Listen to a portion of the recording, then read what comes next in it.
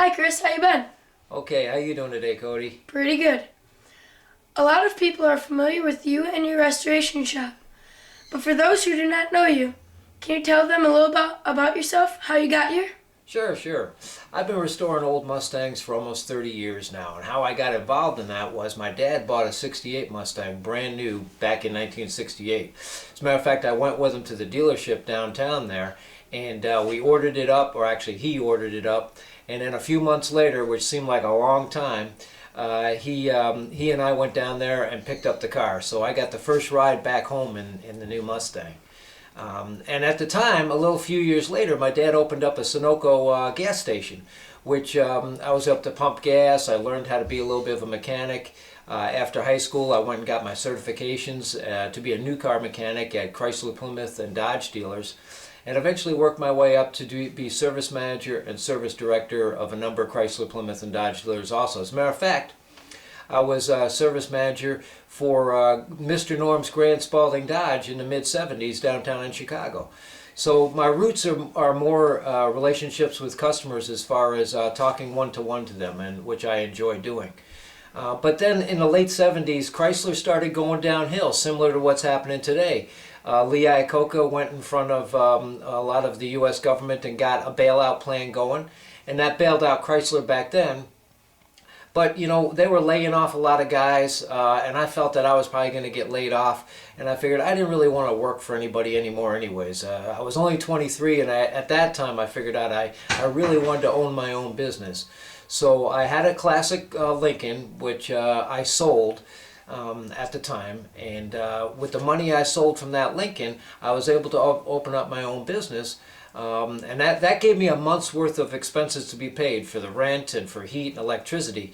And luckily things worked out because I didn't have a second car to sell to finance my next month's expenses.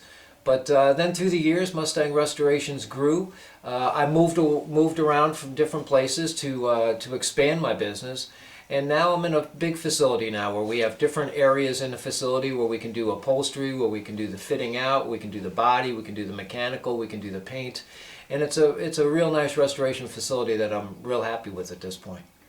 So basically, you've had your hand on the pulse of the rest of the classic car market for quite a long time now. Well, yeah, for about 30 years, of course, I've been into this thing to the point where I've bought and sold quite a few Mustangs. Quite a few of my Mustangs have gone to auction. I've had one in particular that actually set a record for a '69 Mach 1, almost $100,000 it went for, and that record still hasn't been beat yet. And I've gone out west and I've sold a few cars at Barrett-Jackson auction. So yeah, I have had my hand on the pulse for quite a long time. One thing that I really don't like that the new auctions are doing is they're kind of setting false price trends nowadays. The market itself has gotten a little bit flat, but what they have is something called buybacks, auction buybacks, where meaning that a guy could register his car in the auction, and if it doesn't meet the price that he feels he wants it to have, or if the market isn't quite there, then he can buy it back for whatever price it makes. Well, the problem with that is not only is it not a sale because the original owner bought it back, now that sale on the books gets written down as a lower sale, which is bringing the market prices down because people open up a book, they look in there, they see, oh gee, that Shelby only sold for $100,000, the prices must be low. Well, no, that Shelby didn't really sell for $100,000. The guy that wanted to sell it didn't want to sell it for anything lower, so he bought it back. So that's a false sale, and I'm going to see if I can get out there and beat the drum on that buyback system, and we can eliminate that. So we can keep the price trends where they really should be. If it's a no sale, it should be marked down as a no sale. Then let's get right to it. What's happening with the classic car market in these tough economic times? Well, unlike the real estate market and the stock market, the classic car market has really just gotten flat.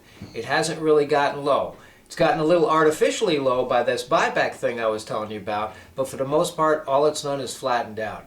The real estate market, that went into the tank, and they kind of deserved it. I mean, with those shows that were on TV about flip this house, where those guys were like making money hand and foot, you know, they kind of deserved it towards the end. But as far as the classic car market goes, it's pretty much at an even keel. And as things turn around, which they will turn around, it's only going to go up. So where does the Mustang stand among all of this? Well, the Mustang is at a good spot, really. The Mustang has always been on the lower end of the scale of the values, meaning that big block Chevelles and Hemi Cudas and Daytona Chargers, cars like that were always $100,000, $200,000, $250,000, or $500,000 cars. Mustangs have always been like $10,000, $20,000, $30,000, $40,000 cars. Of course, the Shelbys have been higher, but the average Mustang has been within that price range. Well, there's a lot more people looking for cars that are at $10,000 to $40,000 range than from $50,000 to $250,000 range. So when we get a little bit of a recession like we have now, and people want to buy, they're looking for the low end of cars, and bingo, that's just where the Mustang is. So Mustangs are in a great spot to be in right now. So Chris, how do things look towards the future? The future looks great. People should start buying classic cars. They got money in their pocket. No matter what the news says on TV. You know, you turn on the news every night and all you hear is Charlie Gibson say how bad this is and how bad that is, and they have statistics that are bad here and it's bad here. And don't get me wrong, there are bad things happening out there. But when we have 8% unemployment, that means we have 92% of the American public that are documented that actually do have jobs. So there's the positive way of looking at it. So we need to look at things a little bit more positively, and if we do that, then people will start spending their money. You know, Mustang people and classic car people are smart. They're very smart people. They mostly don't have big real estate holdings, and they don't have big stock portfolios. They've put their money into things that are really smart, and that's their classic car, which is sitting in their garage. So they really haven't taken a hike like a lot of these real estate and stock market guys. They pretty much have good, steady jobs. They didn't invest in a lot of real estate other than their houses, which they're not looking to move right now, and they don't have a stock portfolio. Their 401ks are their classic cars, which now in hindsight, the classic car is working out a whole lot better than a 401k. So through these tough economic times, are you still busy in the shop? I mean, has it hit you or your business? A little bit. I'm not going to say that it hasn't hit me a little bit. Again, when you have that drum beat every night on TV with the Tom Brokaw and all those other guys out there on the news saying how bad things are and don't spend your money. Well, yeah, they tell people don't spend money, and then when they don't spend money, they say, see, we told you things are bad. Well, that's because people aren't spending their money.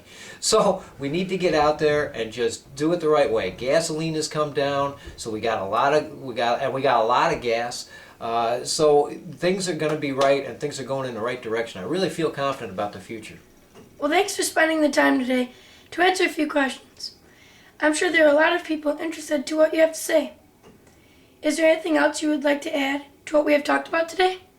Well, yeah. I mean, basically, what I do is I restore the old Mustangs, like I said early on. You can go to my website, mustangrestoration.net. There's a lot of cool stuff on there. I loaded my website up with a lot of cool pictures. I'm also developing another new website called mustangrestorationvideos.com, which has a lot of how-to videos. I got how-to videos on how to do a headlight switch, on how to put in a window regulator, on how to do basic things on Mustangs that the average guy can do in his garage, or girl could do in her garage, to help them out. I've always been real free with the information when people call me, and so this is a free website. There's nothing to pay to watch these videos, and I'm also taking requests. So if somebody out there has a particular idea of how to do something, they can either call me or write in, and I'll try and produce a video. And I'm having a lot of great fun doing it, and I've always had a lot of fun restoring these Mustangs. I really am lucky with the job I have. So make sure you check out my website, mustangrestoration.net. Thanks for having me on here, Cody. Well, we're thankful to have you on our studio.